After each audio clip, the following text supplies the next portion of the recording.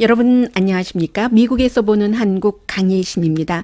오늘 미국에서 보는 한국 시간에는 이제 국가안보보좌관 존 볼튼 해고된 그를 대신할 누가 될 것인가 하는 그 잡 인터뷰가 시작됐기 때문에 한 두 사람 정도 일단 소개를 해드리고요. 그리고 또 미국과 북한이 핵협상을 하는 것은 분명해 보이는데 과연 결과가 어떨 것인가 이런 부분에 대해서 이제 미국의 아주 누구나 다 인정하는 그런 북한 전문가들이 예상하고 있는, 예상이라기보다는 트럼프 대통령이 이렇게 해야지 핵협상을 이룰 수 있다는 의견을 내놓고 있습니다. 그런 내용들, 그리고 한국의 경제에 대해서 블룸버그 뉴스의 칼럼니스트가 전한 게 있는데 그런 내용을 보도를 해드리겠습니다. 먼저 여러분들께 위크엔드 에디션이 오늘의 미국 어제 방송된 그 부분에 대해서 아무 분도 아직까지는 불만을 하지 않으시는 것 같은데 제가 사과 말씀을 드리면서요. 한 30분 조금 넘어서 기침을 많이 했거든요. 그런데 그것이 편집되지 않고 그대로 올려져 있었습니다. 그런데 사람 마음이라는 것이 참 이상하다기보다 늘 그런 거죠. 제가 어제 이제 방송을 하고 평소에도 늘 그 혼자 하는 그 방송을 많이 하기 때문에 정규 방송 시간도 제가 거의 혼자 그 진행을 하고 있기 때문에 그저 이 주말에 하는 오늘의 미국 위크엔드 에디션이나 미국에서 보는 한국을 뭐 1시간은 조금 안 되죠. 30분에서 40분, 길면 뭐 50분 정도 하면서 한 번도 중간에 끊거나 그렇진 않거든요. 다만 이제 제가 비디오를 하지 않고 생방송이 아니기 때문에 그대로 녹음을 해서 녹음한 직후에 올리는데 그렇게 어떤 경우에 가끔 혼자 계속 그 말씀을 드려야지 되기 때문에 전혀 쉬는 부분이 없어서 기침이 난다던가 할 때가 있거든요.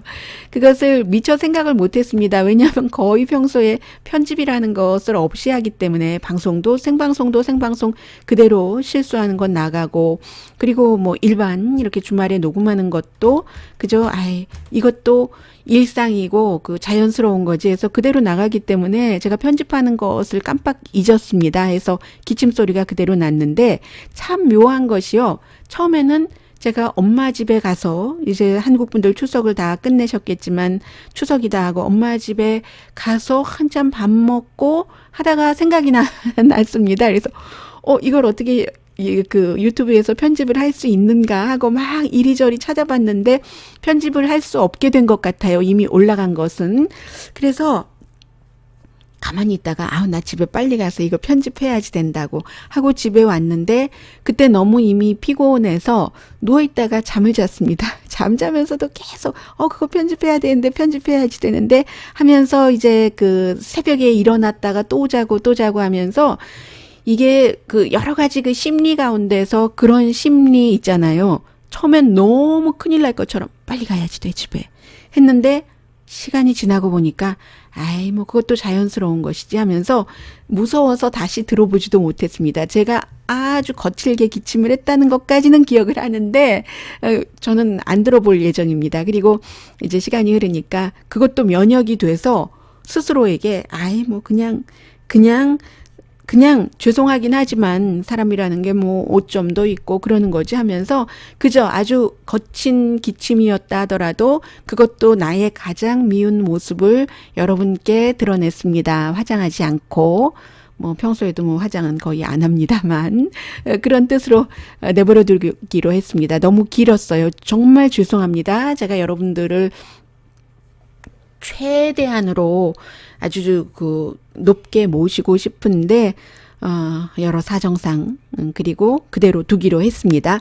자, 오늘 미국에서 보는 한국 시간에는 이번 주에 뭐 미국에 많은 일들이 있었는데 오늘의 미국 정규 방송 시간에 여러분들께 전해드렸던 것을 구태여 반복을 하지는 않아도 될 것 같습니다. 오늘은 뭐 크게 보자면 존 볼튼 국가안보보좌관 해고가 됐고 뭐 대통령도 그렇고 미국이요. 북한에서도 서로 만나고 싶다 해서 만날 것 같은데 그럼에도 불구하고 한편으로는 북한의 해킹 그룹에 미국 재무부에서 경제 제재를 가했다. 이런 내용도 있었고요. 한국에 관련해서는 한국과 일본과의 지금 무역 전쟁이 계속되는 사이에 뭐 비행기 티켓이 일본에서 한국으로 한국에서 일본으로 10,000원도 안 되는 이런 것도 있다는 것과 우길기가 일본에서 열리는 그 도쿄 올림픽에서 등장할 수 있는가 이런 것들이 이제 미국에 소개가 됐고요. 또 물론 그 트럼프 대통령과 문재인 대통령이 이제 한국은 월요일이 시작됐고 미국은 일요일입니다만 이번 주에 있을 그 유엔 총회에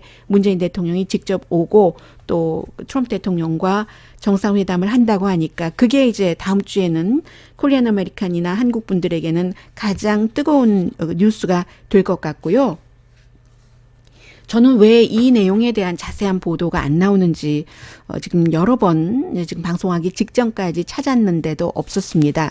프레드 앤 신디 원비어, 오로 원비어의 엄마 아빠 엄마네요. 아빠 엄마가 어제 그 백악관에서 대통령과 저녁은 먹었는데 예정이 됐으니까 분명히 함께 저녁을 했을 겁니다. 거기서 무슨 얘기가 나왔는가가 아직 나오지 않고 있고요. 그리고 이 자리를 주선한 사람이 리차드 그리넬이라고 지금 독일 대사거든요. 미국 주미 독일 대사인데 이 오로 원비어의 엄마 아빠를 트럼프 대통령과 만나게 하는데 이제 중요한 역할을 했습니다. 독일 대사로 있지만 지금 존 볼튼을 이을 수 있는 국가안보보좌관 자리가 될 것인가? 그래서 어제가 이제 잡 인터뷰였다고 사람들은 보고 있거든요. 그 자리에 오로 원비어의 엄마, 아빠 이 두 사람은 원래는 트럼프 대통령에게 아주 고마워했지만 트럼프 대통령이 언젠가 김정은은 몰랐다고 하더라 나한테 오로 원비어가 북한에 억류됐다가 미국으로 오기는 했는데 그 당시에는 이미 올 때에 그 식물 상태였었잖아요. 베지테이티브 스테이트였는데 그 사실을 나중에 김정은을 만나서 물어보니까 분명히 북한이 잘못한 것은 있지만 김정은은 몰랐다고 하더라. 이 말을 들었을 때 오로 원비어의 엄마 아빠가 무척 화가 났다고 하죠. 그런 일이 있었고 아무튼 그래서 어제 무슨 얘기가 여기서 나왔는지를 아마 내일 제가 정규 방송 할 때쯤이 되면은 여러분들께 알려드릴 수 있을지도 모르겠습니다. 리차드 그리넬이라는 이 사람을 일단은 주목해 봐야지 되는데 왜냐하면 만약에 이 존 볼튼에 이어서 국가안보보좌관이 된다면 지금 오늘 제가 두 사람만 말씀드릴 텐데 이 리차드 그리넬과 스티브 비건 지금 대북 특사죠. 두 사람인데 이 독일 대사는 전에 사실은 볼튼이 유엔 대사를 했었을 때가 있죠. 그 당시에 볼튼의 대변인이라고도 볼 수도 있고 아니면 볼튼의 대변인이라기보다는 이 리차드 그리넬 씨가 오랜 동안 2001년부터 2008년까지 미국의 유엔 대변인을 했거든요. 그 사이에 존 볼튼이 2005년부터 6년 짧게 유엔 대사를 했기 때문에 이 사람은 리처드 그리넬 지금 현재 독일 대사는 볼튼이 오기 전 몇 년 전부터 볼튼이 떠나고 나서도 2년 정도를 더 유엔에서 유엔 미국 대사를 지낸 사람이기는 합니다. 그러나 트럼프 대통령으로서는 원래부터 볼튼과는 개인적으로는 처음부터 지금까지 좋지 않았고 그것도 굉장히 정치적인 임명이었다고 볼 수 있는데 강성인 사람을 국가안보보좌관에 임명시킨요. 그래서 볼튼과 대통령이 지금은 해고를 했느니 내가 사임을 했느니 라는 관계까지 가니까 존 볼튼과 2005년 2006년 그때 일을 함께한 리차드 그리넬을 국가안보보좌관으로 임명할 것인가? 그런데 이제 제일 처음으로 잡 인터뷰를 했어요. 물론 이 만남이 그 전에 기획된 것이다 라고 얘기는 하고 있지만 그래서 이제 리차드 그리넬이라는 사람이 굉장히 주목되고요. 이 사람은 공화당인 밋 럼니 현재는 유타주의 연방 상원 의원이고 이 트럼프 이전에 공화당의 대통령 후보로 나왔다가 오바마와 결혼해서 졌던 그 밋 럼니의 국가안보 대변인이기도 했었습니다. 그리고 국가안보에 관한 그런 대변인이기도 했는데 이 사람에 대해서는 이제 그 가장 중요한 것은 제가 나중에 말씀드릴 테고요. 트럼프 대통령이 유럽에 딱 그 박아놓은 사람입니다. 굉장히 그 사진이 잘 나옵니다. 요즘은 중요하잖아요. 특히 국가안보보좌관 같은 경우는 대통령의 입장을 텔레비전에 나와서 인터뷰를 하는 그런 그 앵커들이 뭔가 대통령과 그 다른 입장이라든가 이런 걸 얘기할 때 때려 눕힐 수 있어야지 되고 하는데 아무튼 그 텔레제닉한 사람이고 무지막지하게 그동안 독일을 비난을 해서 대통령을 만족시켰던 사람이고 무엇보다도 트럼프 대통령의 아들이 좋아하거든요. 도널드 트럼프 주니어가 좋아합니다. 첫째 아들이 좋아하는 사람이 전에 그 내무장관을 했었었고요. 그리고 지금은 이방카보다도 이 도널드 트럼프 주니어가 어디 그 대통령이 가서 연설을 할 때 대통령이 내 아들 소개를 하면은 굉장히 박수를 더 많이 받거든요. 이 도널드 트럼프 주니어도 무지막지하게 얘기를 하는 사람이잖아요. 아주 강하게 뭐 중도라든가 우아하다던가 아니면 이것저것을 배려해서 온건한 단어를 선택한다던가 하지 않습니다. 무조건 상대는 때려 눕혀야 되고 아버지와 조금 비슷한 게 있는 거죠. 그래서 이 아들이 좋아하는 사람이 지금 현 그 독일 대사고 해서 어제 뭐 오디션을 봤다 이렇게 말씀드릴 수는 있겠습니다. 그리고 이 사람에 대해서 가장 중요한 것은 오픈리 게이입니다. 공개적으로 나는 동성애자다 라고 하는 사람이기 때문에 미 럼니의 국가안보 대변인이 됐었을 때도 공화당의 대통령 후보의 대변인으로서는 처음으로 공개적인 그 동성애자였거든요. 공화당 가운데서 그 동성애자들이 많이 있습니다. 아직까지 그 정치인들 가운데서도요, 공개적으로 본인이 시인을 하지 않았기 때문에 언론에서도 얘기하지 않지만, 그렇지만 이제 보면은 다 알잖아요. 서로. 그런데 지켜주는 거죠. 본인이 뭐 공식적으로 얘기하지 않으니까. 그래서 그렇지 공화당 가운데서 동성애자 그 정치인들이 많이 있습니다. 목사들 가운데서도 심지어 나오잖아요. 그래서 이 사람이 만약에 이제 국가안보보좌관이 된다면 정말로 공화당에서 공개적인 그 동성애자가 국가안보보좌관이 되는 거다. 이런 게 하나가 있을 테고요. 그리고 그 마이크 폼페오 국무장관은 싫어하죠. 마이크 폼페오 국무장관으로서는 뭐 이란 대사인 뭐 브라이언 훅이라든가 지금 북한 대사인 스티브 비건 다 폼페오를 위해서 일하는 사람입니다. 위에서라기보단 그 아래서. 그래서 이런 사람들이 국가안보보좌관이 되면 더 좋겠다. 이렇게 생각을 할 테고요. 스티브 비건 이 지금 북한 그 대사의 경우에는 많은 사람들이 특히 이제 아메리칸 컨서버티브라는 그런 그 잡지가 있는데 가장 안전한 선택이라고 평가를 하고 있습니다. 그런데 또 이 사람도 그 좀 트럼프 대통령이 싫어할 만한 구석이 있습니다. 가장 싫어하는 게 트럼프 대통령이 존 맥케인 전 연방 상원 의원을 무지무지 싫어했었죠. 뭐 거의 저주까지 하다시피 했고 또 존 맥케인도 마찬가지로 본인은 숨졌지만 그 장례식에 이제 그 뭐 대통령도 뭐 안 가고 그 못 가고 초대하지 않았고 가족이 했었는데 또 그때는 트럼프 대통령이 지금보다 더 뭐 세월이 그 전이었기 때문에 대통령을 한지 뭐 아주 뭐 초반은 아니었지만 그래서 더 아주 그 가파른 단어를 많이 선택했었을 때고 해서 존 맥케인 장례식에 그 가서 연설을 하는 그 거의 모든 사람들이 트럼프 대통령을 이름만 부르지 않았지 이건 아니다라고 얘기를 했는데 존 맥케인에 대해서 가장 싫어하는 것 가운데 하나가 이 트럼프 대통령은 존 맥케인 때문에 오바마 케어를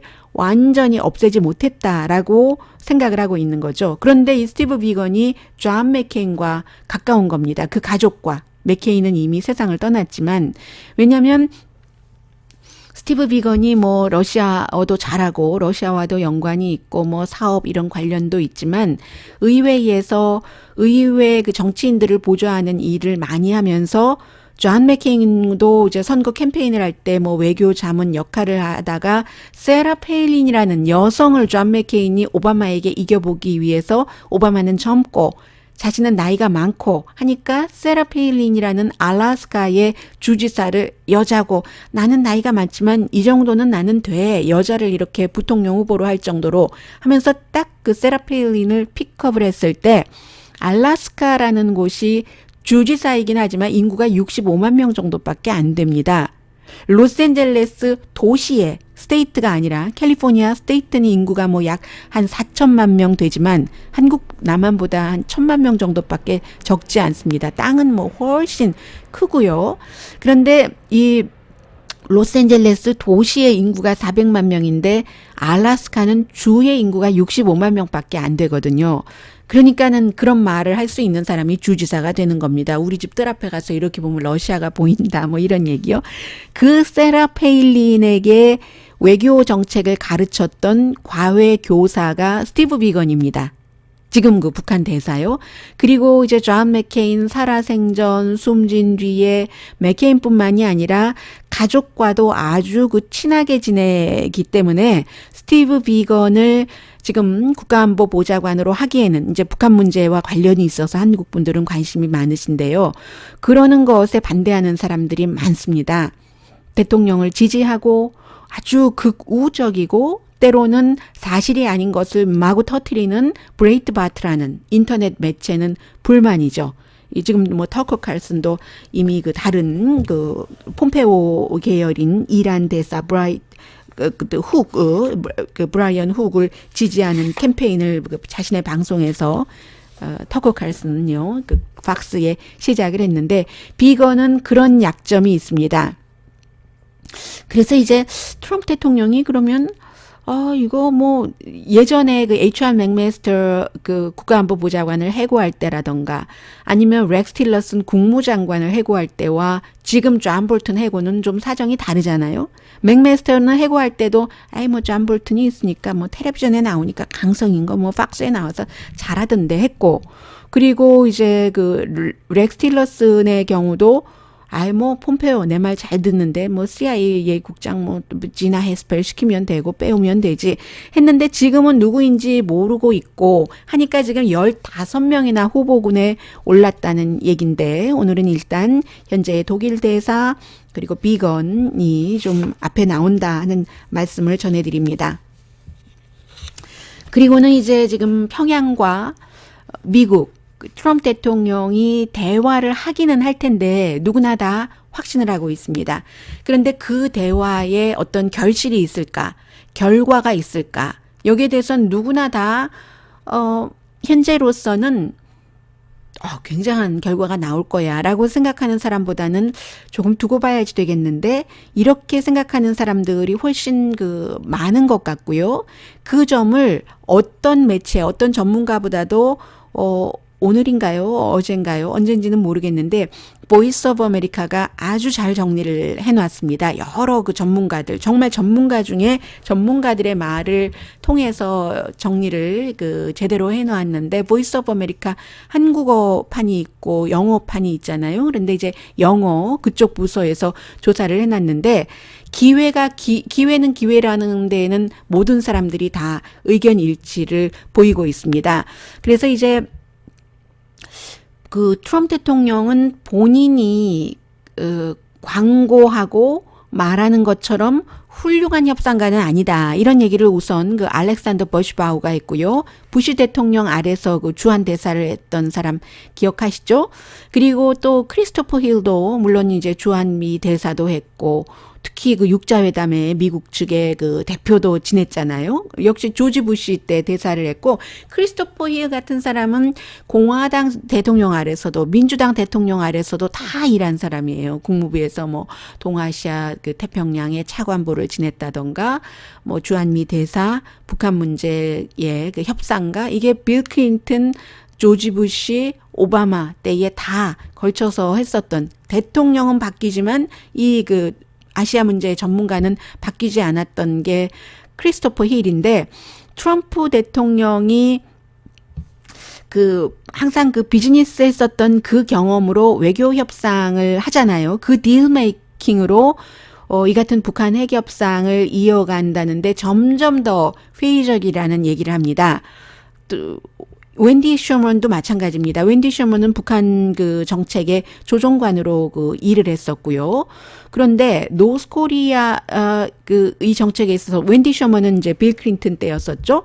부동산 마켓에서는 하나의 딜이 잘못돼도 또다시 뭐 융자를 받고 또 다른 사람들과 함께 다시 딜을 또 이룰 수도 있습니다. 다른 기회가 있는데, 그런데 전쟁과 평화에 관한 한 그런 딜은 없다라고 얘기합니다. It comes to war and peace에 되면은 그게 이제 안 된다는 얘기예요. 그래서 트럼프 대통령이 본인을 과신한다는 그런 얘기들을 전문가들이 이제는 누구나 다 목소리를 여기에는 그 일치된 그런 것을 내놓고 있고요.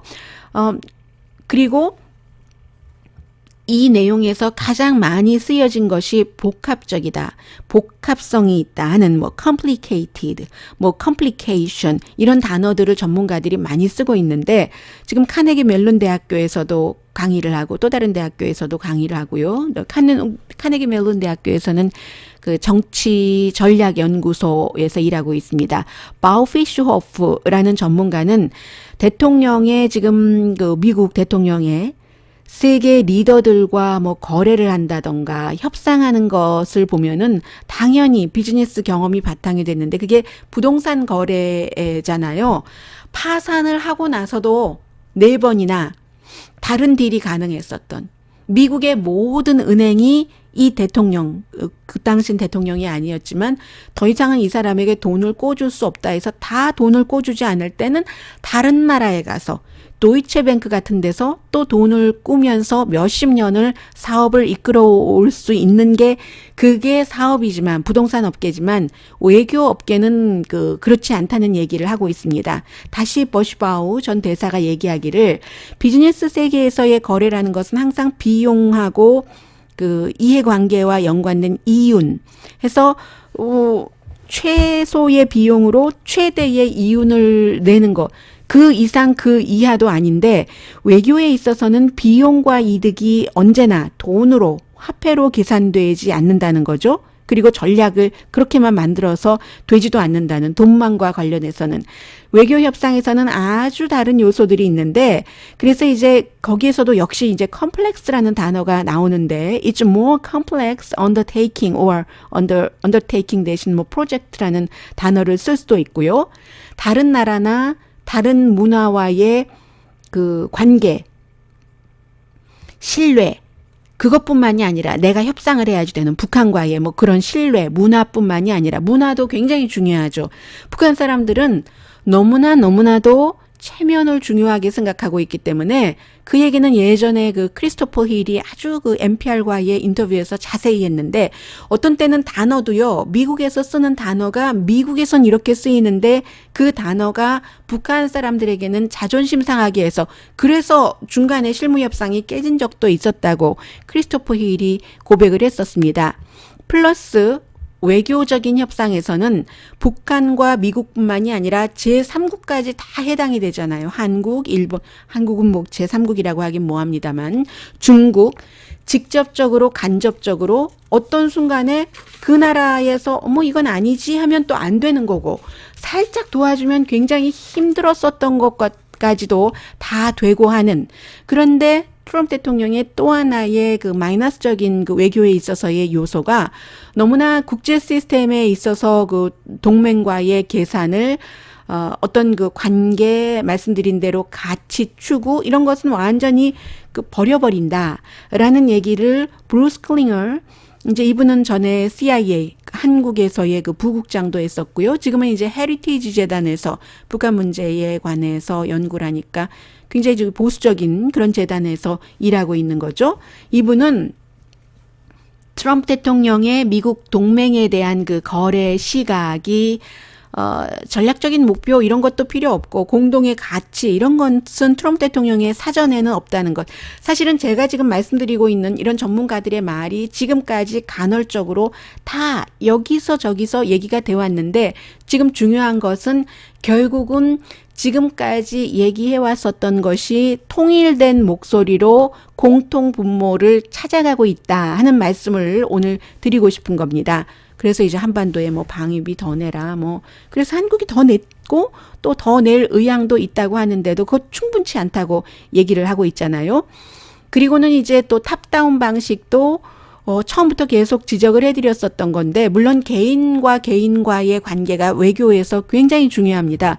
어디까지 갈 때는 트럼프 대통령과 이 김정은의 그런 배포라던가 여러 가지가 아니었으면 여기까지 올 수 없었을지도 모릅니다. 그런데 중요한 것은 외교에서 여기까지 오는 것. 지금 3번 만났죠? 4번째 만나겠죠? 만나는 게 중요한 게 아니라 한 번 만나고도 그 두 나라와 주변 국가, 세계의 뭐 전쟁이나 평화에 결정적인 좋은 영향을 미칠 수 있는 것으로 가면 성공하는 것이고 12번 만나도 아니고 예전에 2년 전에 Fire and Fury로 가면 실패하는 겁니다. 그런데 지금 이 탑다운식의 그 접근이 협상에 있어서는 다가 아니고 너무나 다시 역시 그 very 그 complex라는 단어가 나오고 있습니다. 대통령이 beautiful한 편지를 얘기하고 뭐 포텐셜이 많다고 하고 북한에 싱가포르 회담에서 비디오 건네주면서 거기 뭐 비치프런트 콘도를 지으면 좋겠다고 얘기하고 부동산 개발업자였으니까요. 그런데 대통령은 그렇게 생각하지만 김정은은 아니 원산에 거기에 뭐 비치프론트 콘도를 지어서 모든 것을 다 외국인에게 개방하고 나면 내가 어떻게 그 북한 주민을 컨트롤하지?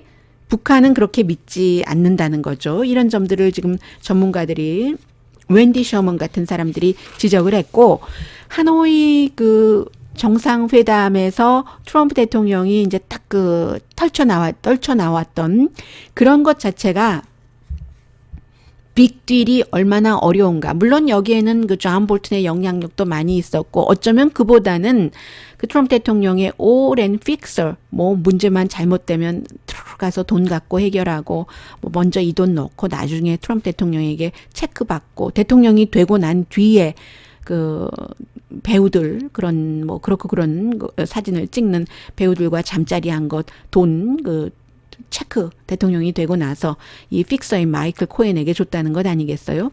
코엔이 청문회를 하는 그날이 하노이 회담이 열리는 날이었기 때문에 웬만큼 가져가서는 미국에서 이게 좋아할 사람이 없을 것 같으니까 당연히 뒤로 물러났겠죠. 그런데 그때까지만 하더라도 어쨌든 그런 것을 잘 설득을 한 게 그 지금 쫓겨난 존 볼튼이기도 하고요. 굉장히 그 한 번에 딱 모든 거 다 내놔라. 우리 영변 그것만 가지고는 안 되겠어. 하면은 이게 빅딜이라는 얘기잖아요. 빅딜은 쉽지가 않다는 거죠. 이 컴플리케이션이 있기 때문에 뭐 인벤토리라든가 북한이 갖고 있는 verifying 확인하는 작업 또 inspecting 하는 조사하는 이런 작업이 한꺼번에 물론 그 전문가들도 어떤 때 어떤 이슈에는 이 같은 일들이 한 번에 쫙 이루어지는 일이 있기도 하다고 얘기를 합니다. 그러나 북한 핵 문제는 다르죠. 지난 거의 30년 동안 풀어지지 않았던 거라면 어떻게 그게 한 번에 가능하겠습니까? 오바마가 전략적인 인내만 했다고 비난을 많이 받고 있지만 전략적인 인내만 했을 때는 역시 complication, complicated issues 등이 matters 등이 있지 않았겠어요? 여러 가지 상황에서. 그래서 노스 코리아와의 문제는 정말로 이런 단어를 씁니다. Voice of America는 tremendous한 complications가 있다고요. 빅뱅은 없다는 얘기입니다. 점진성을 받아들여야지 된다. 점진성. 이게 바로 북한이 그동안 주장해온 스텝 바이 스텝 아니겠어요? 스몰 피스, 살라미 전술 이런 것을 결국은 할 수밖에 없고 그리고 미국에서는 빅딜은 한국과 일본에도 위험하다고도 보고 있는 거고요. 바로 빅딜이라는 게 all or nothing 식의 그 외교는 없다. 오늘의 미국에서 이 싱가포르 회담 전부터 많이 전문가들의 말을 통해서 전해드렸습니다. all or nothing이라면 트럼프 대통령이 all을 갖고 진 사람들이 nothing을 갖는다는 건데 그게 어떻게 그런 결과가 뻔하면 누가 협상을 하고 그 협상한 것에 도장을 찍고 문장을 만들겠습니까? 외교에서는 all or nothing은 없는 거죠. 그 all or nothing이라고 하면은 all or nothing이 어디에 있을까요? all or nothing이라는 것은 있을 수가 없는 거죠. 그 아주 정말 한쪽에서 실패하기로 작정하지 않는다면 해서 요즘에 역시 그 많은 그 매체와 인터뷰를 하는 그 비핀 그 나랑이라는 그런 그 MIT에서 북한 문제 연구하고 학생들에게 가르치고 하는 그 정치학과 교수 트럼프 대통령은 지금부터는 존 볼튼 때문에 많은 게 안 됐다 하고 존 볼튼을 비난할지 모르지만 그러면서 스텝 바이 스텝으로 가기가 쉽다라고 얘기를 합니다. 존 볼튼을 해고하고 나서 트럼프 대통령이 이제 두 가지 가장 중요하게 한 얘기가 있는데, 하나는 어제 새로 나온 내용은 볼튼 딱 그 해고된 다음에는 이게 탈레반 때문에 해고된 거다. 탈레반을 캠프 데이비드에 미국이 테러 그룹으로 지정을 했고, 또 9.11 사태 때 3,000명 정도가 숨진 그 배후에 있는데 그 탈레반을 어떻게 하니 그 캠프 데이비드에 초대를 해. 아무리 뭐 예전에 누가 누구를 초대하고 누가 누구를 초대하고 예를 들면 로널드 레이건이 그 마그렛 대처와 만났던 그런 때라고 하지만 그래도 그리고는 그 뒤에는 아라파트도 왔다고는 하지만 캠프 데이비드에 아라파트가 오기 전에 사람들이 얼마나 아라파트를 어떻게 여기에 했지만 나중에 아라파트가 팔레스타인의 대표가 됐고 그랬는데 그것과 마찬가지로 얘기하는 사람도 있지만, 그러나 지금 현재로서는 탈레반이 어떤데 여기로 데리고 오느냐라고 얘기하는 사람들도 굉장히 많잖아요. 그래서 그 이슈 때문에 이 존 볼튼도 역시 탈레반을 캠프 데이비드의 발을 딛게 하는 것은 안 된다 해서 해고됐다고 처음에는 얘기가 나왔고, 그 뒤에는 대통령이 존 볼튼이 리비아 모델을 얘기를 하니까 그게 도대체 김정은이 들으면 어떤 기분이었겠어? 그 얘기를 듣고 나서 김정은이 볼튼에게 한 얘기나 잘못했다고 생각하지 않아. 이런 얘기를 했고요. 그리고 나서 어제 나온 얘기는 이란 문제 때문에 그렇다. 이 존 볼튼은 이란에 대해서 경제 제재 계속 해야지 된다고 하고, 이란이 미국의 무인기를 이제 이란 주장으로는 이란 땅에 들어왔다고 하고 미국 주장으로서는 국제 영해였다라고 얘기를 하는데, 격추시킨 뒤에 역시 이란을 공습해야지 된다 주장했었던 사람이 존 볼튼이고, 그래서 대통령이 또 실제로 하려고 하다가 공습 10분 전에 비행기 전투기를 돌린 일도 있고요. 그런데 지금 이렇게 돌아가는 거 보니까 이란과 핵협상을 또 대통령이 하고 싶은 겁니다. 그래서 이란과 핵협상을 하려면 이란 대통령도 볼튼 치워라.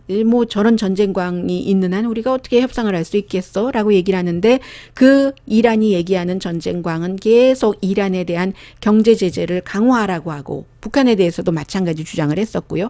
그래서 결국은 대통령이 지금 이란과 협상하고 싶기 때문에, 또 이란의 로하니 대통령이 다음 주 미국으로 따지면, 한국으로 따지면 이미 시작이 됐고요. 이번 주에 유엔에 오니까 여기서 만날 수 있는 기회도 있고 하니까 그 전에 볼튼을 그렇지 않아도 말싸움도 한 데다가 내쳐버렸다라고 생각하는 게 많고요. 그래서 트럼프 대통령은 이래저래 존 볼튼의 지금까지 국제 정책이 제대로 이루어지지 않은 부분에 대해서는 조금 저 사람 탓이야 할 수도 있고요.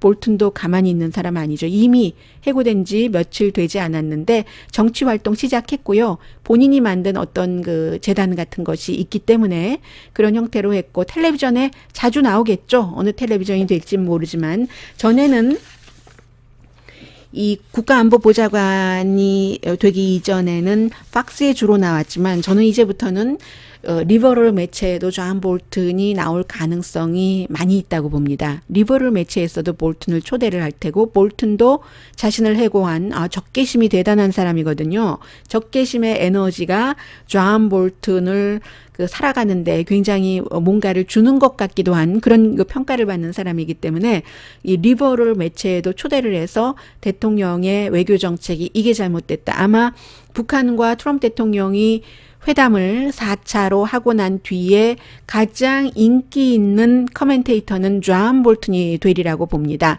그리고 또 하나, 한국에서는 존 볼튼에게 무조건 일본과 친하다라고 얘기를 하는데 근거가 그다지 많지 않거든요. 존 볼튼이 시리아, 또 이란, 북한을 악의 축이라고 했고, 베네수엘라에 대해서도 정권 교체를 하려고 했고, 그리고 일부는 트럼프 대통령과 마음이 맞았었던 적도 있고 하는데, 존 볼튼이 이 사람 돈 버는 것도 좋아해요. 그리고 이제 보수적인 띵크탱크에도 많이 가담을 하는데, 전에 그다지 오래된 일은 아닙니다. 미국이 일본 사람들 전쟁할 때 일본 사람들을 어디에 캠프에 가두고 이랬었던 적이 있잖아요. 미국에서 태어났던 일본인인데도 불구하고. 그래서 이제 그 당시에 그 한번 그 정치계에서 그랬던 것에 대해서 사과를 해야지 된다. 말하자면 그 미국이 그 과거 노예제에 대해서 사과하는 결의안을 의회에서 만들기도 하고, 그래서 이제 그런 뜻으로 이제 그 어떠한 그 아프리칸 아메리칸들에게 조금 좋은 정책을 주기도 하고 여러 가지를 하잖아요. 뭐 어퍼머티브 액션도 그런 것이 그런 마음이 바탕이 되기도 한 거고요. 그런데 일본 사람을 그렇게 가두고 했던 것에 대해서 우리가 미안하니까 뭔가 그 배상을 해야지 된다라는 그 움직임이 의회에서 있고 했었을 때 가장 강하게 반대했었던 사람이 존 볼튼입니다. 그래서 이제 그 일본에 관해서 남북 문제가 뭐가 잘 안 돼갈 때도 항상 한국에 특히 문재인 대통령을 지지하는 층에서는 일본을 문제 삼고, 그리고 그 밖의 이슈에서도 뭔가 그 남북 문제에 대해서 더 조심하자, 그 외교적으로 지지는 하지만 이렇게 말하는 사람들은 무조건 일본과 가까워서 일본의 돈을 받아서 그런다라고 몰아붙이는데, 그게 다 근거가 있는 것은 아니다 하는 것 이번에 한번 말씀드려 놓고요. 그리고 또 하나는 University of Oxford에서 동아시아 한반도 문제를 연구하는 에드워드 하월 교수가 있습니다. 이분이 그 만약에 북한과 미국이 어떠한 그 협상을 하게 된다면 이겼다라고 자부하는 쪽에서 모든 것을 다 가지면 안 된다. 그러면 이제 협상이 안 된다는 얘기예요. 항상 winner takes all이라고 얘기를 하지만 winner does not have to take all이 이 케이스가 돼야지만 그게 성공하는 협상이 된다는 얘기입니다. 그러니까 이제는 그쪽으로 가고 있는 거예요. 미국이 뭐 한꺼번에 뭐든지 다 북한이 파기를 하고 뭐 심지어 미국으로 다 뭔가 무기를 보내고, 그것도 어느 날 하루아침에 그런 일은 기대하면은 안 된다 하는 게 이제 공론으로 자리를 잡고 있는 겁니다. 중국의 역할이 결국은 중요해질 것이라는 것도 얘기하고요.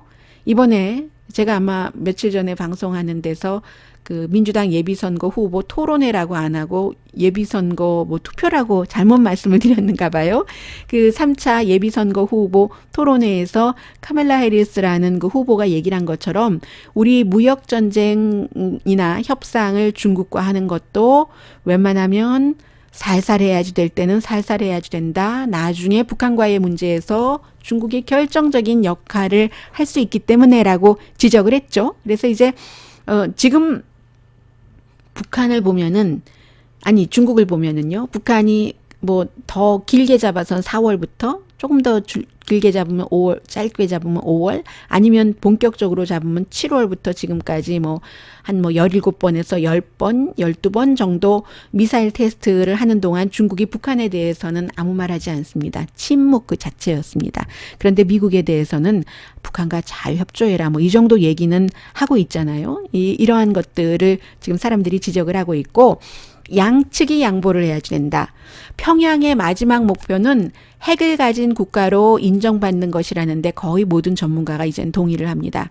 트럼프 대통령이 뭐라고 말하건, 문재인 대통령이 뭐라고 말하건, 김정은 위원장은 핵을 완전히 포기를 할 준비가 돼 있다고 믿고 있는 북한 문제 전문가는 미국과 세계에 거의 존재하지 않습니다.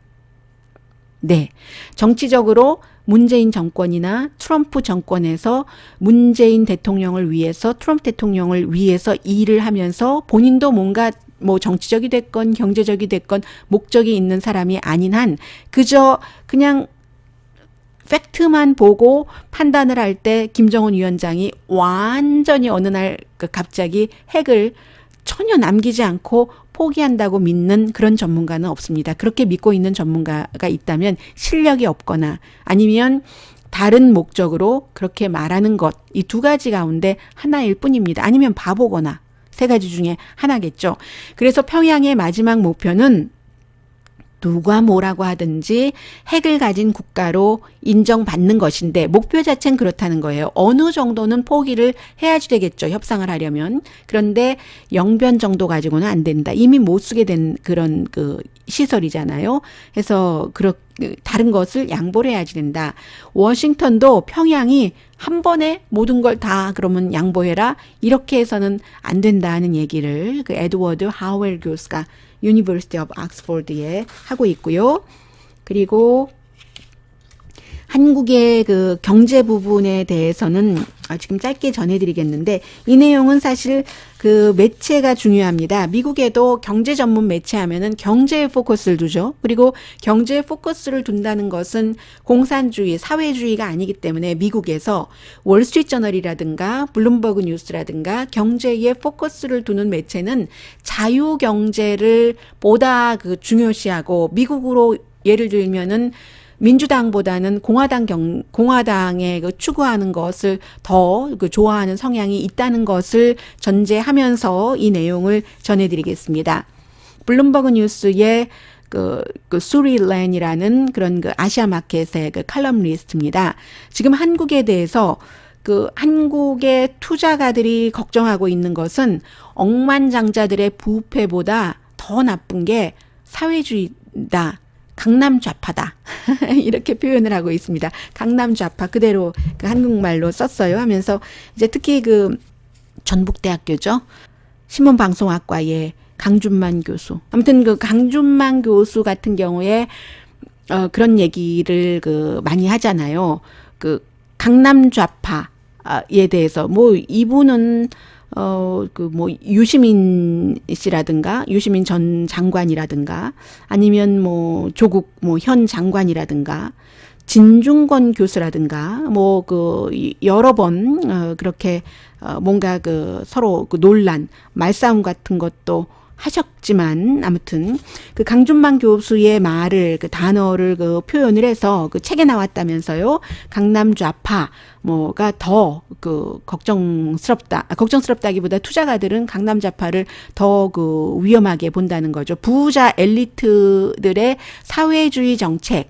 그게 이제 대표적인 것이 최저임금, 그리고 이제 정부가 주도하는 일자리를 늘리는 것.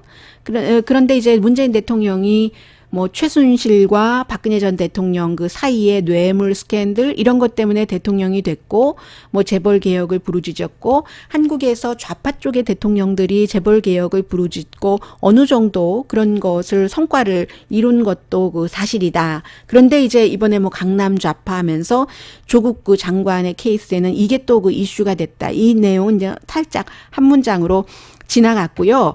코리아 디스카운트라는 말을 설명을 해주고 있는데, 블룸버그의 영어판을 한국 사람들이 보겠어요? 미국 사람들이 보겠습니까? 영어권에 경제에 관심이 있는, 세계 경제에 그런 사람들이 보겠죠. 그래서 이제 아주 뭔가 지속적으로 한국의 기업의 어떤 주식값 같은 것은 그 가치가 다른 나라의 기업과 비슷할 때 굉장히 가격이 낮게 평가되는 이런 것들이 지속되잖아요. 코리아 디스카운트의 갭이 지금 줄어들지 않는 그런 모습을 조금 설명을 했고요. 지난달 코스피 가치가 10년 사이에 최저인데, 그 이후로 중국과 미국의 무역 마찰, 그래서 수출 중심인 한국이 피해를 본다, 이런 얘기들을 많이 하고는 있지만, 그러나 진짜 문제는 문재인 대통령일 수도 있다는 이 칼럼니스트가 지적을 그렇게 했습니다. 일반 사람들에게는 아직도 인기가 없는 층과 인기를 좋아 문재인 대통령 그런 것을 따지면 나 문재인 대통령 좋아 하는 사람들이 더 많지만, 기업계에서는, 업계에서는 문재인 대통령의 정책에 대해서 회의적인 시각을 갖고 있는 사람들이 많다. 그리고 이제 그런 것들이 어떻게 보여지냐면, 민간 기업의 투자 성장률이 문재인 대통령이 취임한 2017년 이후에 줄어들고 있다는 얘기예요. 이 줄어드는 것은 미국과 중국이 무역 전쟁을 하기 전, 미국과 중국이 무역 전쟁을 한 것은 2018년이니까요. 그 전부터 이미 한국 민간 기업의 투자가 줄어들기 시작했다. 요즘 미국도 이런 기업의 투자가 줄어들기 시작하는데, 미국에서는 분명히 미국과의 무역 전쟁 때문에 이제 불확실성이 늘어나서 그런 면이 있거든요. 그러면서 이제 블룸버그가 최저임금을 얘기를 하는데, 2년 사이에 1년, 2년 다 두 자릿수 증가였었잖아요. 16.4%와 10.9%. 이제 그런 내용. 이것도 나쁘다 하는 얘기인데, 근데 이 얘기는 안 해주네요. 사실 그 당시에 후보로 나왔을 때 꼭 문재인 대통령만 2020년까지 그 최저임금 10,000원대를 하겠다 하진 않았어요. 그때 유승민 후보라든가 심상정 후보도 똑같이 그 2020년 10,000원대라고 얘기하는 거 저 분명히 들었고요. 블룸버그에서 소개하지 않아서 제가 말씀을 드립니다. 그때 다만 이제 홍준표 후보와 안철수 후보는 2020년이 아니라 2022년이라고 했어요. 그렇게 될 경우는 1년에 9.2% 올리면 되고, 문재인 대통령이나 뭐 유승민 심상정 후보의 경우는 1년에 한 15.7%는 올려야지 된다는 건데, 10,000원대가 첫 해는 목표치 넘어서 16.4% 했지만 뭐 둘째 해에는 10.9% 하면서 죄송합니다, 사과를 했고요. 그런데 블룸버그는 이러한 그 미국에서는 있을 수 없는 이런 정도의 그 올림이기 때문에 그렇게 얘기할 수도 있습니다. 한국은 또 한국적인 특성이 있잖아요. 예전에 뭐 박근혜 전 대통령도 한 평균 7.4%는 올렸고, 노무현 대통령 때가 많이 해서 9%는 올렸고, 이명박 대통령 때가 적어서 한 5.2%? 그 김대중 대통령 한 9% 정도 되잖아요. 어쨌든 최저임금 때문에 그렇고, 또 하나는 부동산 시장을 좀 안정되게 하려고 해봤는데 이게 정책이 좀 또 제대로 적용이 안 돼서 신축 건축이 아주 어려워졌고, 그렇게 되니까 또 건축 주식값도 내려가고 이런 것을 얘기를 합니다. 그리고 블룸버그 뉴스의 경우는 더 나쁜 거는 일본과 무역 전쟁하고 미국과 뭐 여러 가지 관계 나쁘게 하면서 지소미아 연장하지 않은 것. 이것은 한국에서는 반대의 시각이 당연히 있을 수 있는 거고요. 그러면서 최근에 몇십 년 사이에는 그 국가와 국가 간의 여러 가지 관계 같은 것이 정치적인 독립, 이런 것을 시작을 해서 이제는 경제적인 독립인데, 한국은 아무래도 여러 가지가 그 수출 마켓에 의존하고 있기 때문에 이게 어려워지는 이런 상황에서 베이징과 워싱턴 사이에서 지금 테크놀로지 우리가 위야 너희네가 위야 뭐 5G를 놓고 이러한 상황에서 한국이 중립의 자리를 지키기 상당히 어렵다는 건데, 또 이제 여기에다 아이러니한 것이 한국은 한 10개 재벌이 코스피의 반 이상의 자산을 차지하고 있는 그런 그 아주 묘한 형태잖아요. 미국에서는 뭐 10군데 기업이 그렇게 그 어떤 주식의 뭐 반 정도를 차지하지는 않으니까요. 그런데 지금까지는 물론 억만장자 상속자들이 빨리 이 주식 시장에서 빠져나가지 않고 오히려 더 사들여서 값을 유지하기는 했지만, 더 큰 정치적인 불안정이 오면은 그때는 그 어떻게 될지 모른다. 마켓이 더 위험도가 높아질 수도 있다라고 얘기하면서, 블룸버그니까 이렇게 또 말할 수 있는 거예요. 주식 시장은 자본주의를 굉장히 그 좋아한다 해서 재벌들은, 아니 투자가들은요, 재벌이 정치와 너무 가까이 하는 것도 싫어하고 너무 뭐 먼 것도 뭐 그럴 수 있지만, 그 재벌의 여러 가지 문제보다는 그 정부의 그 사회주의적인 시각, 이 블룸버그는 그렇게 표현을 했습니다. 그런 것들이 이 코리아 디스카운트를 유지하는 데는 더 그 뭐 좋지는 않은 거잖아요. 영향을 미치고, 아무튼 그 정부가 많은 이 그 돈에 관련해서 좌지우지 하려고 하는 것이 지금 한국에 나쁘다. 뭐 이런 얘기를 하고 있습니다. 뭐 블룸버그 뉴스의 얘기니까요. 아무튼 미국에서 뭐 이런 시각도 있다 하는 정도로 전해드렸습니다. 자, 미국에서 보는 한국 오늘 여기서 마치고요. 내일 아침 로스앤젤레스 시간으로 9시에 오늘의 미국 정규 방송 시간에 뵙겠습니다. 강혜신이었습니다.